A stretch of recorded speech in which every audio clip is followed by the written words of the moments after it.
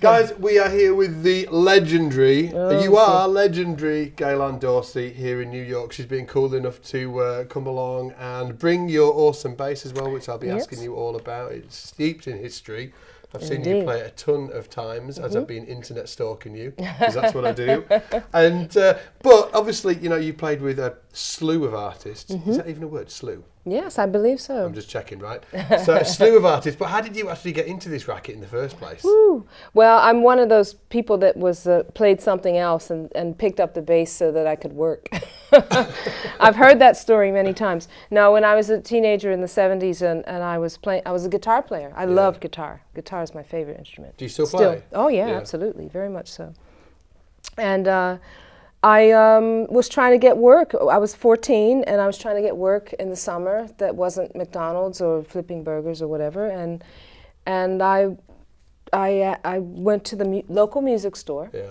They used to have little 3x5 cards on the board in the local music stores when there were local music stores in Philadelphia, where I grew up, and people would write on the card what they need: guitar player, drummer, you know. So you'd wanted.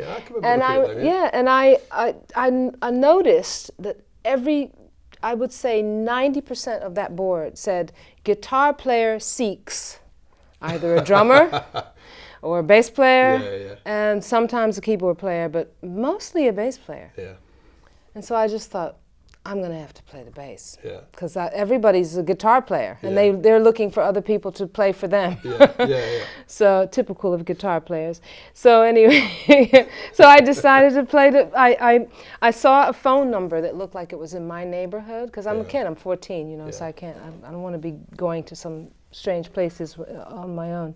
And I called this number, and it was for top 40 works in the summer, playing, you know, birthday parties and whatnot, weddings, and it said Rolling Stones, Bowie, Queen, like all the bands that I liked at the time. Yeah. So I took that number, and my older sister's girlfriend had a boyfriend who played the bass, and he had a Rickenbacker, I'll never forget, like a burgundy one.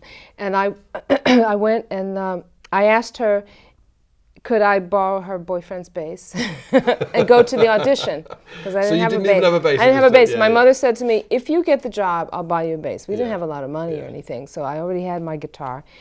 And so I said, okay, and I borrowed this bass, and I went to the audition, and I got the job.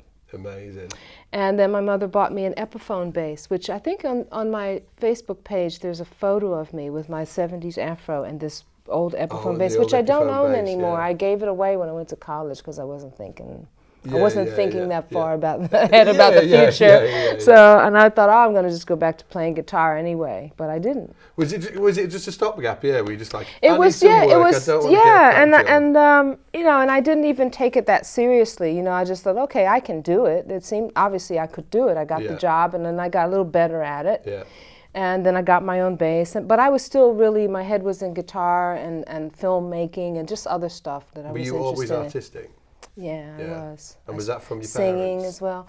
More from my siblings, you know. Oh, really? Yeah. Yeah, they don't play. Well, one of my brothers still plays. I'm the youngest of 5 kids, so I was the baby, and I was like the surprise baby too, because I'm like 7 years behind. And then they get older and older. So I was yes, I was indeed. But you know, my mother did not regret it.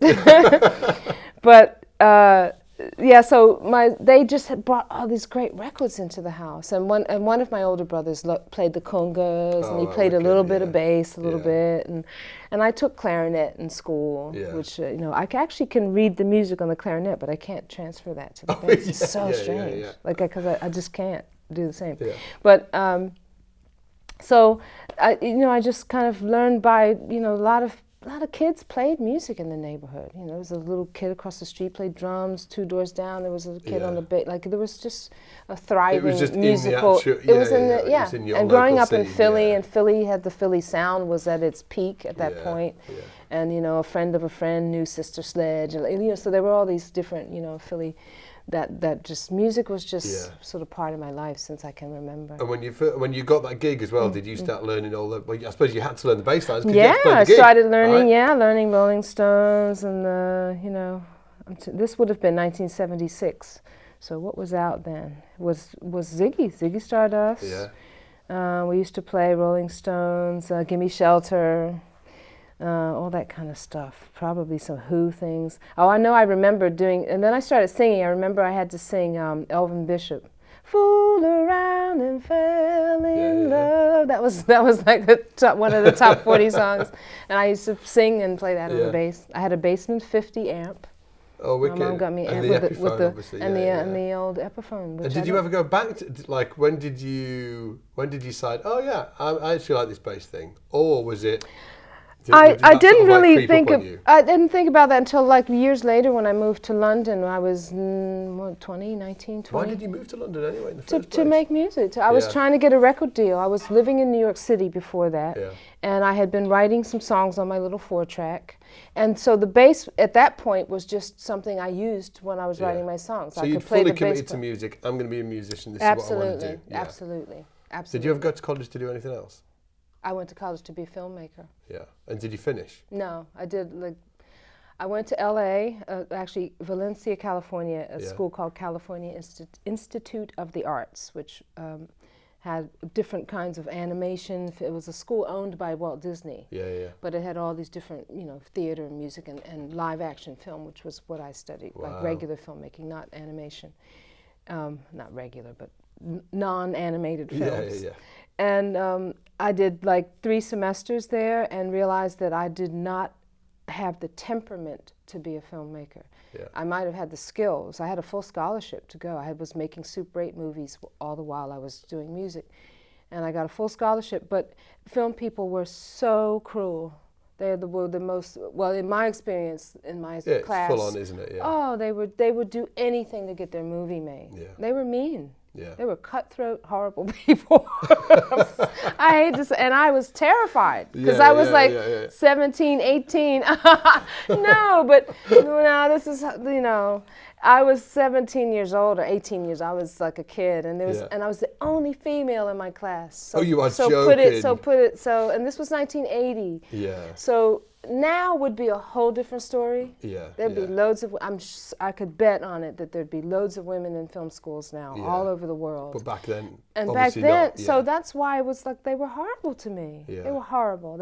I didn't exist. And did you just kind of eject yourself out of that situation and I thought, I'm going to do music? I was interested in screenwriting anyway more than anything, and I thought I can do this without going to film school. I can be on in a cottage in Cape Cod or something, right? In a screenplay. I don't need to deal with these assholes. Absolutely, So I just, I was like, no, film's not for that kind of thing. And did you move back up to New York? Then I came to New York City and it was full-time music, full-on, writing songs, using the bass to do that. I had this Kramer bass. I bought a bass at Manny's, which no longer exists here in New York on 48th Street.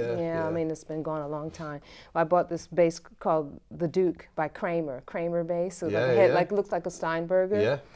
And, and I used that on my 4-track demos and everything. And then I had a bunch of songs and I wanted to try, I was going around in New York, and my music that I write is not really like kind of urban music. It's not like R&B, or it's not really what they would call black music or whatever they call it. And I was having trouble in this country getting people to get it, So I had an opportunity to go to England. I had a friend from college who was from London, from Finchley. Nice. And I went and hung out there for a while and took my music, and there was better response for it in the UK. So I ended up staying.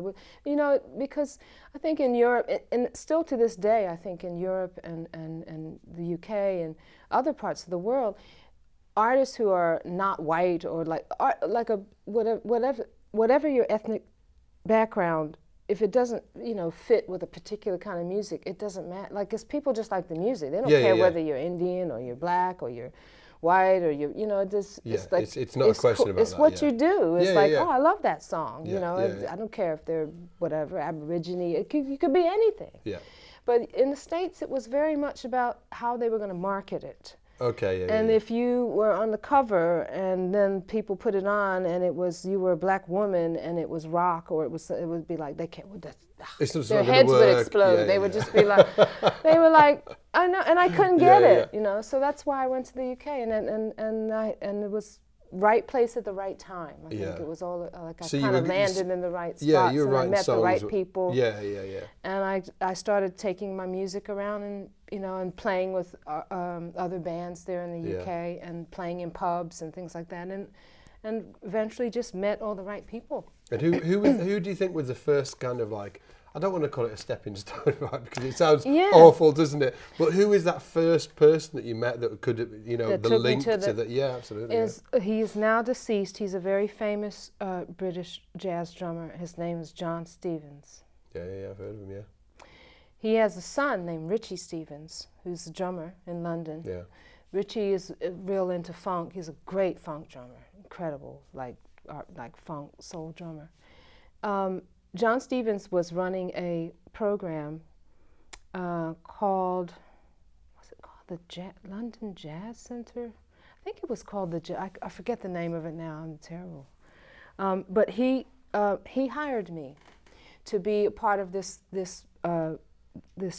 thing he had started. The office, I think, was in Covent Garden, but it was a group of musicians. Courtney Pine was in this. Oh, right, yeah, He was in this was early, like he was one of the people that was hired at the same time as myself.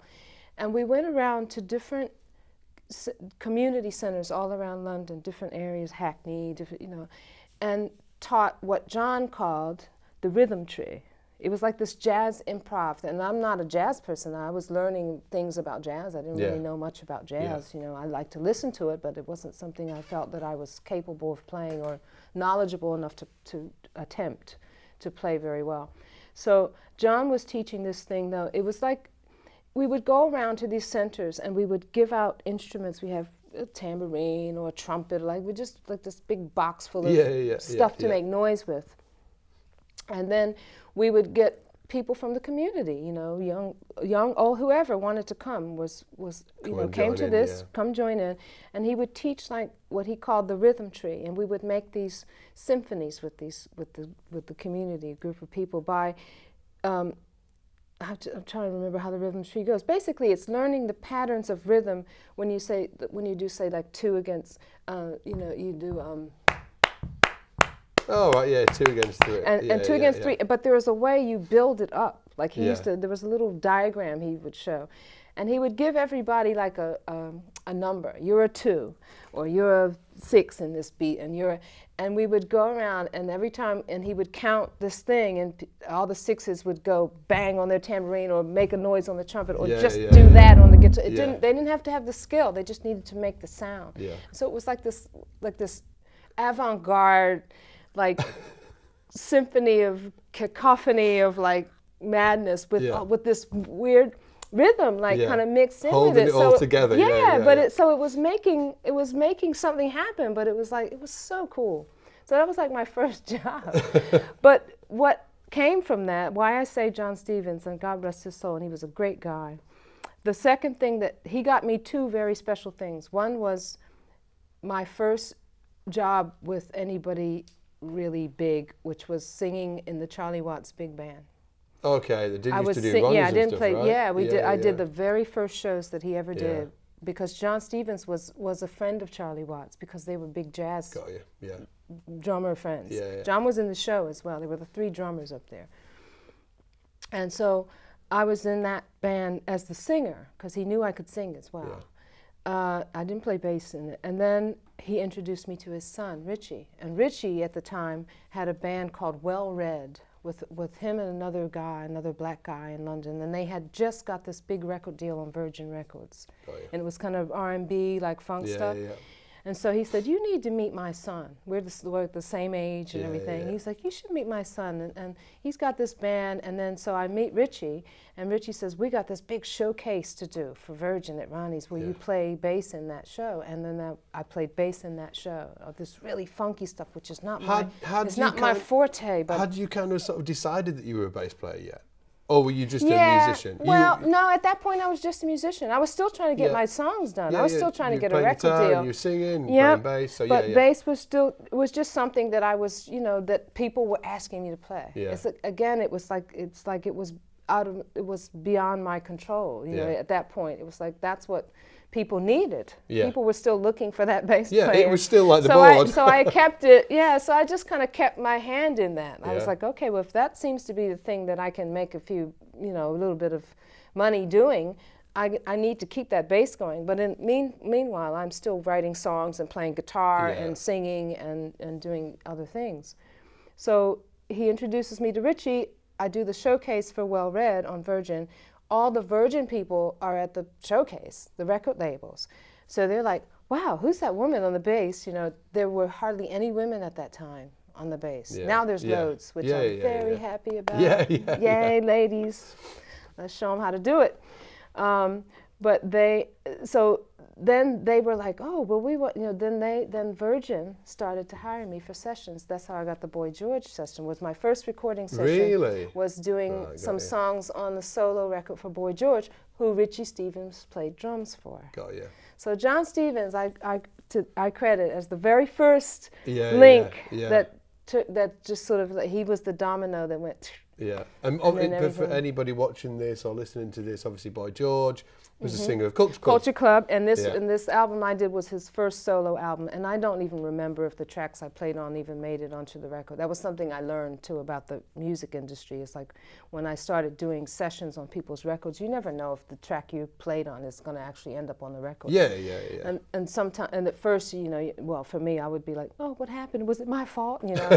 But then I've grown to realize it's many factors why a song doesn't end up on someone's record, and it's nothing personal usually.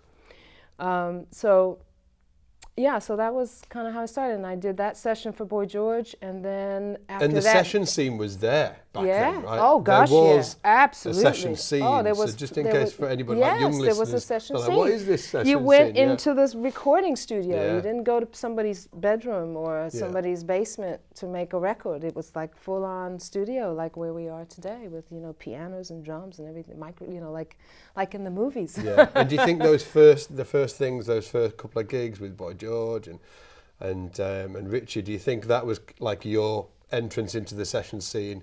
The Virgin, obviously. Yes. And then did you start playing on other people's records based off Virgin started to hire me out on their own then. They hired me to play for Donny Osmond. That was the next thing. Yeah. So I did Donny Osmond.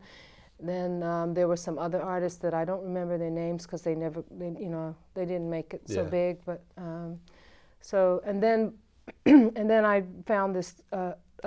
I don't even know how I got that call for that, but I was recommended for this band, the Thrashing Doves, which is where this bass came from. Oh, really? Basically. Yeah. Yeah, I got it. That was my first tour. So I did the Charlie Watts. I did some stuff for Well Read. I did a bunch of stuff for artists at Virgin. Yeah.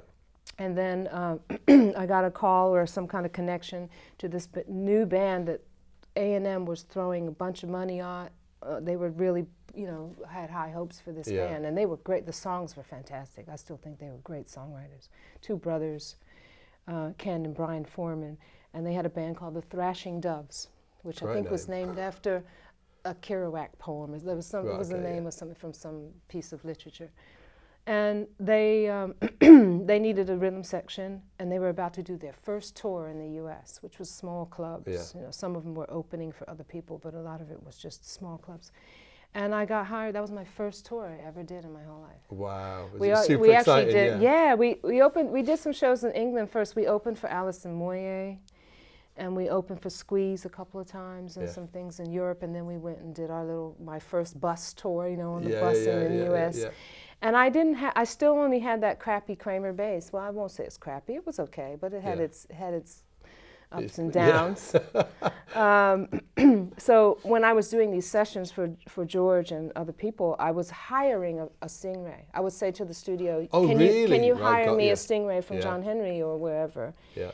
Because I knew I loved this bass. Yeah. As a kid, I liked it visually. I always thought I still think it's the coolest looking bass. Great looking bass. They look awesome. Very sexy. So I wanted one of my own. I was like, I'm going on my first tour. Now I'm really a bass player. Yeah. Like I can't it's not just this. Do you think that was the... Well, it was because it was something that was like this. It was a long period of time. I was doing shows I was like, okay, I think this is where I belong. Yeah. And then you start to love. It took me a while to kind of fall in love with the instrument. It wasn't like love at first sight. Yeah. Like guitar for me was love at first sight. Yeah. But the bass had grew on me, And so I ended up, getting this bass for the tour, which I bought it, but they were like, no, we'll get it for you as a gift. So I got it from so this is this bass, which has been with me on every job since the Thrashing Doves. It has been on every record I've ever done, every tour I've ever done, except for like a handful, like 2 or 3 things that it just wasn't So it's been with me on like every journey. I always bring it and play it, and it's like the one thing that's been the steady companion in my whole life. I'm going to be a super geek, right? Just while we've got the opportunity. Okay. And like, what settings do you normally use? Because I'm really crap when it comes to Music Man basses. Interesting. I've got the jazz thing down. I know the jazz basses, P basses. I always get really confused about what do they do? They're very what different. do you do? They're very different these days. This one is what they call, this was like an 85, 86 model, which they told me was, it's a passive bass, but it has active EQ. I don't understand much about technical things, so I don't really know exactly what that means. Yeah. I do have a classic Stingray reissue now, which is just like the 3 knobs. It's like very, very basic, and it is definitely not quite as bright as this one can get, or has a slightly different tone. I like, in the 80s, everything was much brighter on the bass when I first started playing so this. Your EQ choices have changed over the years? Yeah, very much so. Even now that I actually play flat wounds actually most of the time now, but this one has always had round wounds, and I just kind of keep it that way. It's just kind of luck or something. Good luck. It's just, it belongs that way. Yeah. But I would, in the 80s, I'd have this pretty bright. Like I'd have the bass probably full up. Yeah. The mid scooped out, for that kind of. Yeah. A lot of things in the 80s I played with a pick. I don't have one with me, or a plectrum. So it would be that real sort of,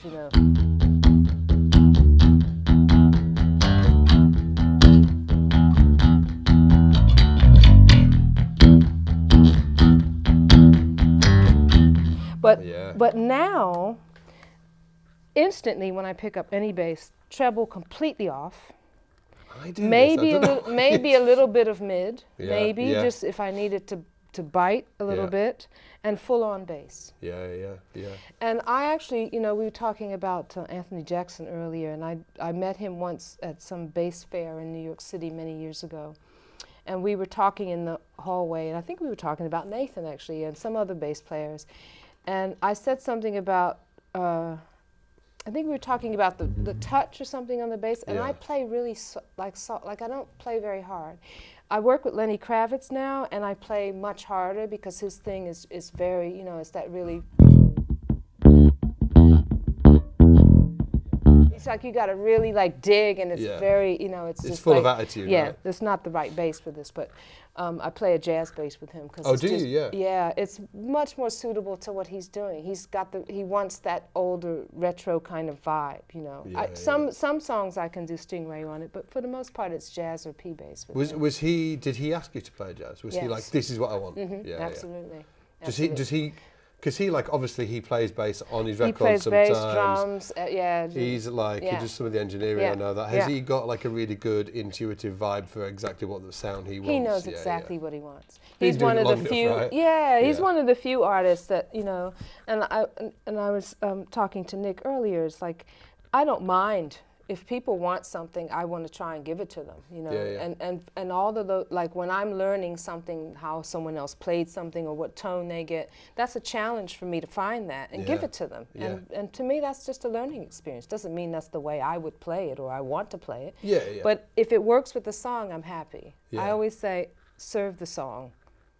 Get your shit out of the way and just serve the song. Do the job. And that to me is like I'm happy if I've achieved that at the end of the day. But I play really light, you know, and Anthony Jackson was saying to me, he said, well, you shouldn't be worried about that. There's a lot of bass players that have a really light touch, but they still have can have a big sound. Yeah. So in general, I will have full-on bass, maybe a little bit of mid, maybe the mid is centered, and boosted a little bit if I need to. So right now, I've got no treble on this. The middle is kind of just boosted over the middle, like the mid notch. Yeah. And to me, that's the tone. And I play softly. Yeah, yeah. Or, you know, just keep it round. I used to play more with nails even in the 80s. Everything was so bright then. When did your tone start to change? Was it over 90s, a period of time? Over a period of time. It wasn't sort of like you weren't like, I want a different sound. It was over a period of time. And the material that I was asked to play was changing. The sound of records was changing. You know, from the 80s to the 90s, there's a very different tone that was happening with basses and guitars, and you know, then grunge came. I was just, you know, and then I got more pedals involved, and I started having, and with Bowie, I had so many different variations of different pedal boards, and lots of different basses to cover his gamut of sounds of over the years of what the basses that have played. You know, from like Let's Dance era, you know, which was again that very brighter sounding bass, which I used to use my MTDs for. Yeah. And then, you know, then there's the old stuff, Hang On To Yourself, Ziggy, all that I would use Marilyn for that pretty much. Yeah, because there's so many different sounds. Yeah, I have a 59P bass, and I got that while I was out on tour with David in the late 90s, and I did use it on some songs, but I didn't play much Fender bass. It's a different feel to these, isn't it? Like a P bass is just a different feel. Yeah, absolutely. Yeah. Absolutely. How did the hookup with David Bowie come about? He called me on the phone out of nowhere. As he would do. Yeah, right. All right, Dave. I was playing with Tears for Fears at the time. It was when Roland and Kurt had a breakup for a short period of time. And I had just done a tour with Roland. I had Kurt was the bass player in the band, and so I kind of took his place for a little while. And then I was going to do another solo album, which would have been my third at that time. So, and Roland was interested in producing it, so we were writing together. And I was at his house in Bath, in England. Oh, really? Yeah, yeah. I was like, I love Bath. It's beautiful. I think you made it when you moved to Bath. I've got this. Right. It's very nice down there. My friends joke about when you moved to Bath, you've made it. Well, yeah. Who was the Peter Gabriel's down there? Van Morrison. Yeah, exactly. Yeah, I used to see them in the restaurants when we'd go eat. Yeah. But yeah, Roland lived down there, and I think he grew up down there actually. Him and Kurt. And anyway, I was staying at his house for like a month or something. We were just writing songs and playing tennis. We were both tennis freaks at the time. And he had a court, and I was jealous. But we'd write songs and play tennis in the afternoon. But I was there working on songs, and literally the phone rang at the house. His wife came over to the studio and opened the doors and said, David Bowie just called. On the phone, I was in the kitchen, feeding the baby, and like I nearly dropped the kid. She was like, and I was like, what? And she's like, no, he just called. He's gonna call. I gave him the number. He's gonna call the studio in 5 minutes. Oh, amazing. I was like, and then I thought it was a joke. I was like, one of my mates from London is playing a joke on me. So the phone rang. I went to pick it up, and he was like, hello, this is David Bowie. And I was like, who is this? Who really is this? Like. And he's like, no, love, it's really me. And I was like, what? It took me like about a minute. I just didn't believe it. And then I realized, God, that's him. It's interesting to know that like these guys were actually still, it wasn't a management company phoning you. No. It was him on the phone. Well, right? he's a rare bird in that instance, because most times I get a call from someone's manager or a friend of someone. Like Prince asked me to play guitar for him once. Guitar, really? not bass, but guitar. Yeah. And Rhonda called me. Oh, right, okay. Right, and she's we've been in rehearsals, and like Prince was wondering if he's putting together a different group, one of his girl groups or something. And I said, I'm not that good on the guitar right now. Like I'm not ready to subject myself to to Prince. But so sometimes most people someone else calls on their behalf. Yeah, but over the years of knowing David Bowie, he always called everybody. If he wanted you to do, whether you were designing shoes for him or making sunglasses or a set it was him design, that got on the blower. He got on, because he'd call and tell you exactly what he wanted, straight up.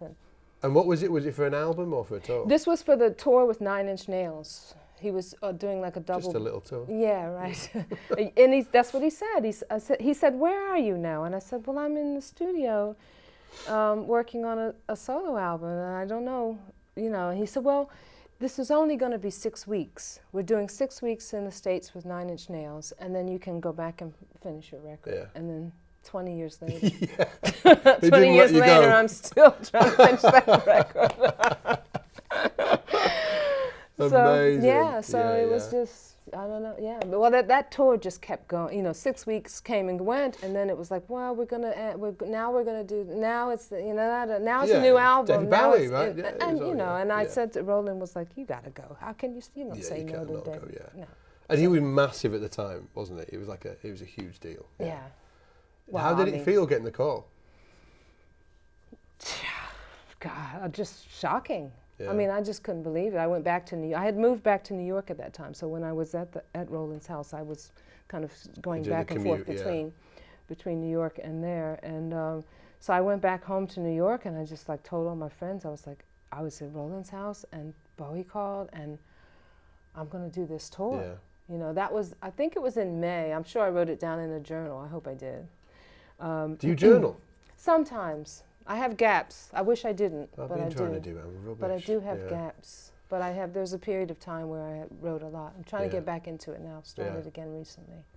Before I'm too old to remember anything, I better start writing it down.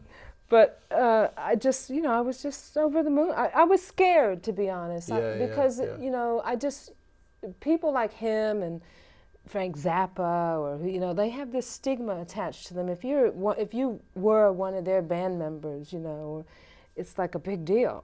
So in my mind, I was like, I felt like, okay, I'm a decent bass player, but I'm never, like, I honestly thought in my head, I'm never going to be at the level There's like of an the bass expectation players. that comes with it, right? Yeah, I'm never going to be at that level to play with the David Bowies of the world or the Elton John, like the big artists. Like, to me, they were on this level that I was never going to reach. Like, Tears for Fears for me was amazing. That was a great... Because that's huge. That is huge. And actually... And I love Tears for Fears. And I love them too. And I have to say, that was one of the best bands I ever played with in my life. That was just...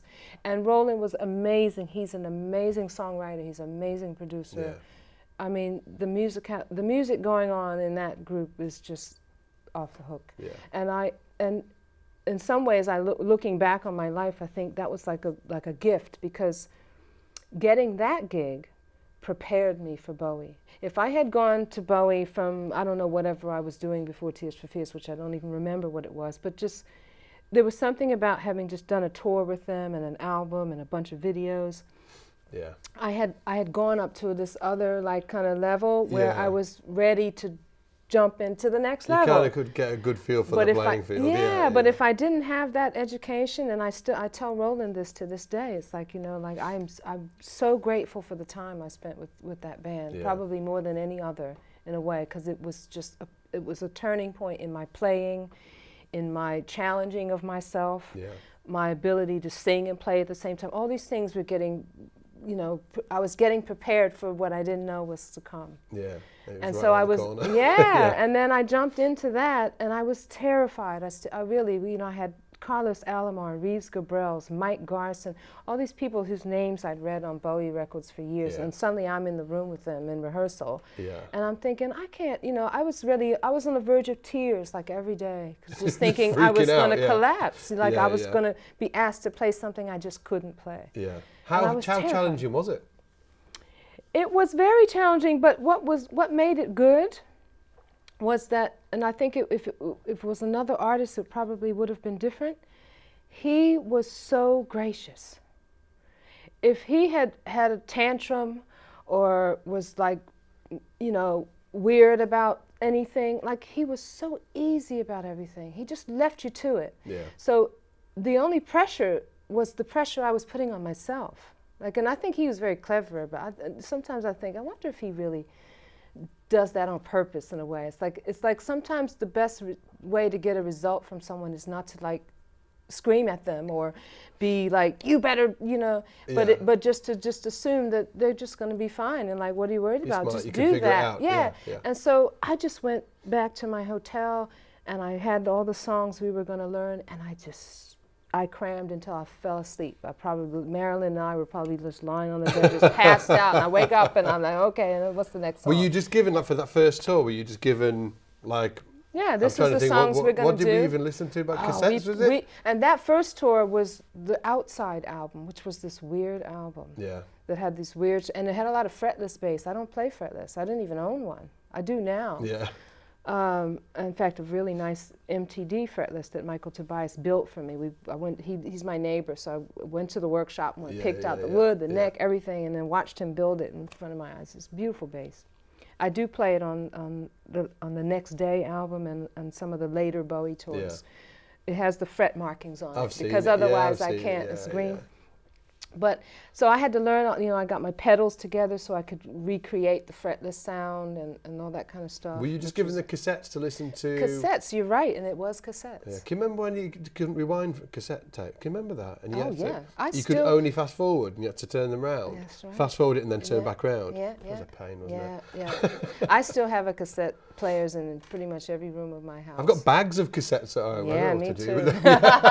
Play them. I can't bring myself to chuck them out. I haven't got a cassette player. Oh, you've got to get one. Come on. And a turntable. Don't tell me you don't have a turntable. I've got a turntable. Oh, good for you. Good. Okay. I'm loving the vinyl. I'm loving the vinyl. Yeah. No, I never let go of any of that stuff ever. I'm very old-fashioned in that respect. I am super sentimental about it. When you were given the cassettes, were you given, like, was it the stems you were given so you could listen to the individual bass tracks? No, or was I had it to like figure old it out. school? There you go. Lenny Kravitz works with like stems. When I'm learning new stuff from him, he has tracks where he has the bass on the left and then the rest of the track on the right. Yeah. And so if I can put it in my laptop or whatever and make the balance, I can figure it out. And then I can put it all the way over to the left or right or whatever and then play along with it, so I can see that I'm learning it. Yeah. So that's really handy. But David would just give you the song. You just go away, and I'd write out my little bastardized charts that I write out that I can understand to follow, because I was like, I can't make a mistake. This is David. I've got Carlos Alomar is over there. I can't, I have to do this. I have to. And I would just study and study and study and be very scared and worried and study and worried and more. And then, he would change the key sometimes. A lot of it was not in the original key. Right, in fact, almost all of it wasn't. Oh, really? Yeah. So that was hard, because I'd learn it off the record and then I'd have to figure out how to transpose it. And I would, but then I'd hope that he didn't tweak it, another half step up or half step down. I'd just be praying when I got to rehearsal. Sometimes I would write a chart, 3 different charts for each one, just in case he was going to nudge it up a little bit or nudge it down. You're like, I've got you. I'd be like, okay, no problem. So I just studied and studied, and I just feel like he really knows who he's hiring. Yeah. And I've noticed that all across the board, from like who's doing clothes or who's doing lights or whatever, he has researched what your skills are, probably better than you even know what they are. He's got like a full... He knows exactly. Yeah. He's not relying on management companies to go and do it for him. Oh, not at all. Not at all. They have nothing to do. All they do is, sort out the logistics of things. They'd have nothing to do with the creativity and. I think it's because of the single, like a singular vision of what he wanted. Oh, he knows exactly. He always knew from the ground up. Yeah. From what you're going to wear to what would look, just everything. The full he thing, was the ultimate artist to me, just unbelievable. And how long were the rehearsals for? Did you have months. A ton of time? Really? Yeah, 2 or 3 months, and he worked at a very normal kind of pace. Like you could plan your life around it and do things. He lived here in New York City. We worked in New York City all the time. And we would do Monday through Friday, maybe a Saturday, from like 10 o'clock to 6 o'clock. So it wasn't like crazy. Yeah. No crazy. He would hours go or anything home like to his that, family. yeah. He's like, going home to dinner now. Dinner's on. I got to get home, you know, go see my kid, go Kids see my and wife. stuff like that. Yeah. Yeah, and so, you know, he might come, like we would get in, or, you know, I would sometimes come in at 9 and I would program my pedals for the songs or just test out stuff, and people bringing amps in and gear, and so there would be like this morning bit where we would have time, all of us would have time to noodle and screw with our gear and mess with amps and whatnot, and then he would maybe come in at about 11:30 or so and start when you start guys singing. had kind of sort of like done your thing. Yeah. Was like a musical director for the? Was it kind of sort of like a guy that was like? No, there was he always had a musical director. Someone in the band had that role. We had Jerry Leonard did it. There was a guy named Peter Schwartz was the first one on the first tour I ever did. Who else was doing it? I can't remember now. But there was always somebody. But there was someone who would organize us, who would say, okay, this is what songs, David's called me last night, these are the songs he wants to do today. So that one person would organize the day's rehearsal. So we knew that when he arrived, this is what he would want to sing today or work on or what have you. So and what about with Lenny Kravitz? Is it like a similar kind of deal with Lenny? No, rock and roll. He's the musical director, right? No, well, Craig Ross is the guitarist. Yeah, that's been with him forever, the guy with the hair. Yeah. But his work ethic is very different. It's rock and roll. It's like, it's 11 o'clock at night. Let's keep going. I feel like playing now. Oh, really? Yeah. Okay. I'll be right there. They're going at home for six with the kids. No, it's a hang. It's a hang. It's like, it could go till 3 in the morning. It could be an hour that day. It could be 6 hours. It's very up in the air. Yeah. And how did you get that gig? Sadly, the bassist actually that I was just playing the bass line a little while ago on the Are You Gonna Go My Way? Yeah. He was ill. His bass player Tony Bright was playing bass with him, I think, and he had some issues. He wasn't well. Yeah. And it's a very odd story because my mother passed away in 2011, and I was in Philadelphia, and it was the day before her funeral, the day before we put her in the ground. Yeah. And I was like, it had been a week of like, she was sick and then she finally went to sleep, you know, so I was just like stressed out. I'd just come off of a tour with Olivia Newton-John. I was like jet lagged, I was in Australia. And I'm in a Starbucks, I can remember so clearly, on Walnut Street in Philly. And my phone rings and it's Craig Ross, who recently I had just done an album with, an artist called Io from France, black woman. Craig and I had just done her album in New York City, and in that like October or something, and this was June. And so Craig calls, I'm like, hey Craig, what's up? You know, he's like, we need a bass player for Lenny. Like, we're just about to do a tour, and like our bass player can't do it at the last minute, and we wondered if you'd be up for it.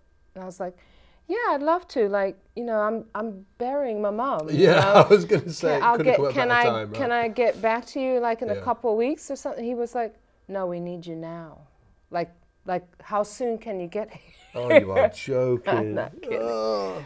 So it's a weird, So I think about that, and I was like, well, let me deal with what I got. At least give me like 2 or 3 days to deal with this, and then I'll get down to Miami. They were rehearsing in Miami. And so, sure enough, I buried my mom, and about 3 days later, I got on a plane to Miami, and I've been with them ever since.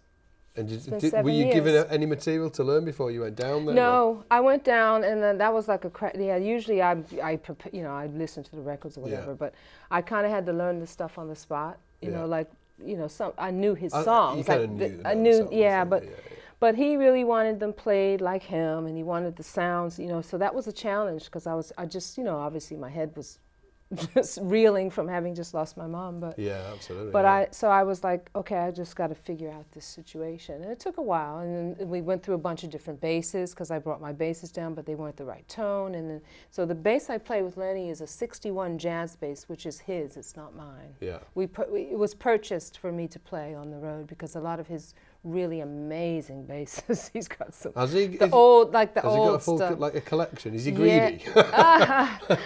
Well, yeah, he's got a lot of guitars Bass and greed, basses and guitar greed and as well, both. I mean, just racks and racks and racks of them. Yeah. But the old basses that he had down in the Bahamas, where his studio is, where he doesn't take them out on the road. They're just too old and valuable. Yeah. So we had to get one for me that was going to go out on the road, and I still play that one. It's a beautiful bass, I have to say. 61, 1 year older than me.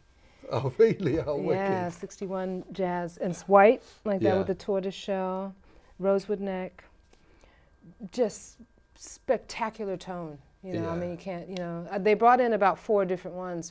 I chose a jazz bass with him because I wanted to have the more narrow neck for more, he's got slapping stuff and stuff, which I don't do that much anymore. But so I preferred that to the P bass. Yeah. And it's a great bass, so that's what I play with. What's your favourite Lenny? What favourite Lenny tune? Favorite Lenny tune? Yeah. Just because I've got It's one. actually one of the slow ones. It's that song called "Believe." Oh yeah, it's a cracking tune. Oh, that's a pretty tune. What's it? I am yours, you and me. If you want it, you got to believe. Yeah.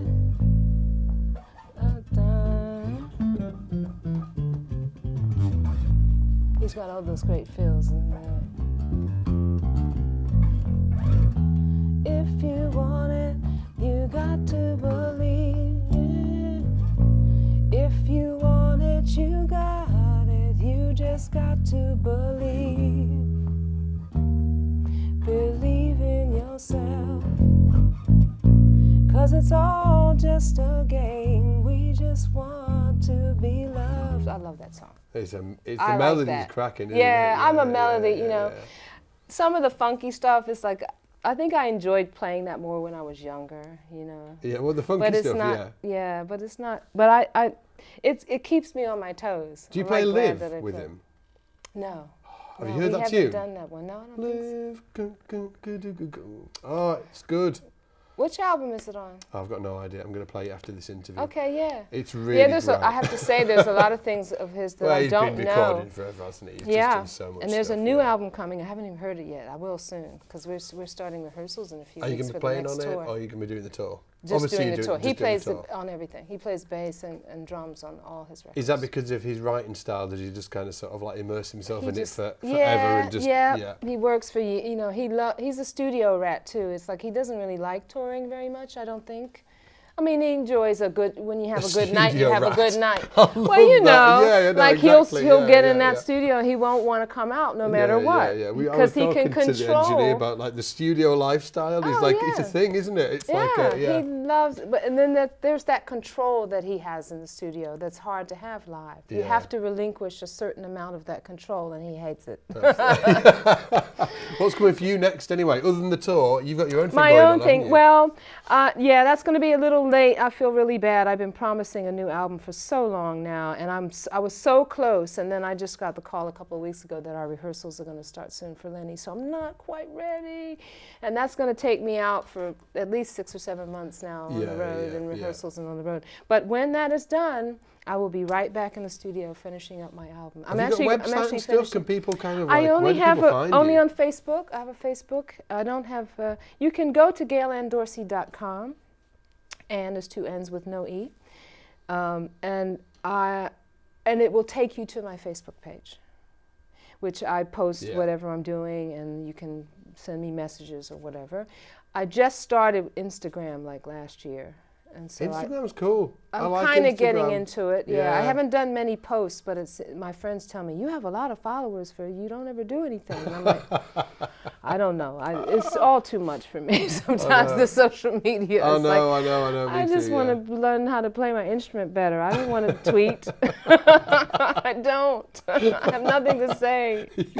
Well, I think people just take pictures of their food. Yeah, well, I don't want to do that no, either. No. But, every now and then I'm inspired to. But on this tour, I'm going to be really much more active on Instagram. I'm going to do it. I've made a vow to not be an old fuddy-duddy. Do it, do it. Look, listen, it's been an absolute honour to meet you. Honestly, like, dream come true for me. Likewise, My Scott. dad's a massive fan. I'm going to call him and be like, cheers. I met Gail Ann Dorsey. Oh, yeah, how nice. yeah. I appreciate that. It's nice to meet you too. I go onto your site and I learn some things and thank you. No, I do, and thank you for doing that. You know, thank you for being there for the bass community and just for musicians in general. Oh, thank you. It's a wonderful thing you offer. So, guys, Gail Ann Dorsey. Whoop.